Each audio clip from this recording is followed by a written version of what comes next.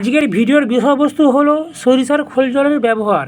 দুর্গন্ধবিহীন এই সরিষার খোলের জলের সাথে আমাদের বাড়িতে থাকা দুটো ঘরোয়া উপাদানের মাধ্যমে এই সরিষার খোলের জলটাকে কিভাবে দ্বিগুণ শক্তিশালী করে আমাদের ছাদ বাগানে যে সমস্ত ফল গাছ, ফুল গাছ, সবজি গাছে আমরা এই তরল জৈব সারটা কতদিনের ব্যবধানে কতটা পরিমাণে গাছের টবেতে প্রয়োগ করব, আমি এই ভিডিওর মধ্যে তোমাদের সাথে আলোচনা করব। তাই বন্ধুরা, আজকের ভিডিওটা তোমরা একটু স্কিপ করো না। স্কিপ করলে তোমরা সরিষার খোল জল সংক্রান্ত কিছু গুরুত্বপূর্ণ তথ্য মিস করবে।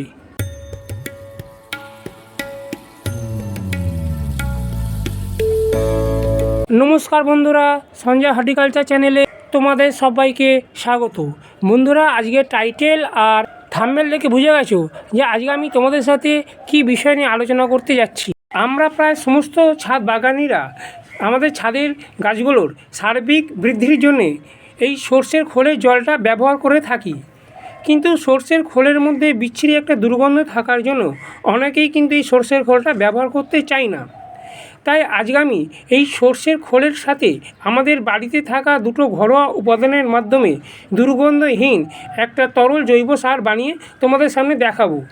যে জৈব তরল সারটা ব্যবহার করার ফলে ছাদ বাগানের গাছগুলোর যেরকম সার্বিক বৃদ্ধি হবে, সেরকম গাছেতে ফুল বলো বা ফল বলো, ফলের আকার বা ফুলের আকার যেমন হবে অনেকটা বড় সাইজের, গাছেতে ফুলের যে সংখ্যা, সেই ফুলের সংখ্যা হবে অসংখ্য পরিমাণ। আমি আমার ছাদ বাগানে এই তরল জৈব সারটা প্রয়োগ করি এবং প্রয়োগ করার ফলে আমার ছাদ বাগানের সমস্ত গাছের সার্বিক বৃদ্ধি যেরকম হয় দেখার মতন, গাছেতে ফুল বলো ফল বলো তার সংখ্যা আসবে অসংখ্য পরিমাণে। এই তরল জৈব সারটা শীতকালের যত গাছ বলো বা গ্রীষ্মকালের গাছ বলো বা বর্ষাকালের গাছ বলো, সমস্ত গাছেতেই এই তরল জৈব সারটা খুব অনায়াসেই প্রয়োগ করতে পারবে। বন্ধুরা, এখানে যে সর্ষের খোলটা দেখতে পাচ্ছ, এই সর্ষের তেলের ঘানি থেকে আমি নিয়ে এসেছি। এটাকে বলে চটি খোল। তোমরা এরকম চটি খোলও নিতে পারো অথবা সর্ষের খোলের গুঁড়ো নিতে পারো। এই সর্ষের খোলটা নিয়েছি আমি 250 গ্রাম মতন, এবং এই সর্ষের খোলটাকে ডিকম্পোস্ট করার জন্য যে পাত্রটা নিয়েছি সেটা হলো একটা মাটির হাঁড়ি, এবং এই মাটির পাত্রতে ডিকম্পোস্টটা খুব ভালো হয় এবং খুব তাড়াতাড়ি হয়। তোমরা পারলে এরকম একটা মাটির পাত্র জোগাড় করে নেবে, আর যদি না থাকে তাহলে তোমরা প্লাস্টিকের বালতি বা প্লাস্টিকের গামলাতে এই সর্ষের খোলটাকে ডিকম্পোস্ট করতে দেবে। সর্ষের খোলটা ডিকম্পোস্ট করার জন্য এখানে আমি নিয়েছি 5 লিটার মতন প্লেন জল। এই 5 লিটার মতন প্লেন জলেতে আমি সর্ষের খোলগুলো দিয়ে দেবো, এবং এই সর্ষের খোলের সাথে আরও আমি দুটো উপাদান মেশাবো, এবং কী কী উপাদান মেশাবো সেটা আমি তোমাদের দেখিয়ে দিচ্ছি। এই সর্ষের খোলটা যে আমি 5 লিটার জলের মধ্যে মেশালাম, এই সর্ষের খোলেরটা হচ্ছে গাছের একটা অমৃত। এই সর্ষের খোলের মধ্যে যেরকম থাকে নাইট্রোজেন, সেরকম নানারকম মাইক্রো নিউট্রিয়েন্ট থাকে, যা গাছের পক্ষে অত্যন্ত জরুরি একটা প্রয়োজনীয় উপাদান। এই সর্ষের খোলের সাথে আরেকটা যে জিনিস মেশাবো সেটা হলো চা পাতা। চা পাতাটা গাছের জন্য অত্যন্ত জরুরি। গাছের মাটিকে যেরকম ঝুরঝুরে করে, সেরকম গাছের মাটিকে অ্যাসিডিক করতে ভীষণভাবে সাহায্য করে। 5 লিটার জলেতে এই যে চা পাতাটা দেখছো, এটা 50 গ্রাম মতো চা পাতা এই 5 লিটার জলের মধ্যে আমি দিয়ে দেবো। তোমরা যে কোনো চা পাতা নিতে পারো, তবে ডাস্ট যে চা পাতা সেটা নেবে না, একটু দানাওয়ালা যে চা পাতা সেই চা পাতাটা তোমরা নেবে। ইউজ করা চা পাতা কিন্তু এই জলের মধ্যে দেওয়া যাবে না। এসে যে উপাদানটা মেশাবো সেটা হলো ডিমের খোসা। যে ডিম খাই আমরা, সেই ডিমের খোসা। এই ডিমের খোসার মধ্যে থাকে প্রচুর পরিমাণে ক্যালসিয়াম, যা গাছের কাণ্ডকে মজবুত করে এবং গাছের ফল এবং ফুলের বোটাকে মজবুত করতে ভীষণভাবে সাহায্য করে। 5 লিটার মতন জলেতে এই ডিমের খোসা আমি নেবো 4 থেকে 5টা। এইভাবে ভেঙে নেবো, প্রত্যেকটা ভেঙে নিয়ে এই 5 লিটার জলের মধ্যে দিয়ে দেবো। সেদ্ধ করা যে ডিমের খোসা সেটা কিন্তু দেওয়া যাবে না, কাঁচা যে ডিমের খোসা সেই ডিমের খোসাটা দিতে হবে। এইভাবে জলের মধ্যে 5 লিটার জলের মধ্যে দিয়ে দেবো। এবার এই মাটির পাত্রটাকে একটা কোনো কাপড়ের সাহায্যে বা কোনো পাত্রের সাহায্যে এইভাবে ঢেকে দেবো।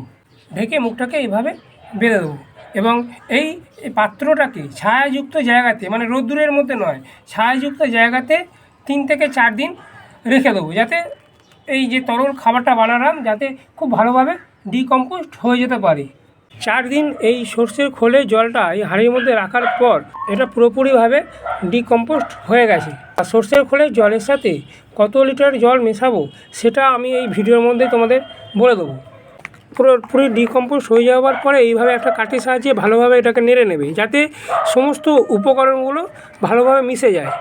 সর্ষের খোলটা পচালে যেরকম একটা বিচ্ছিরি দুর্গন্ধ ছাড়ে, এটাতে কিন্তু কোনো রকম দুর্গন্ধ নেই।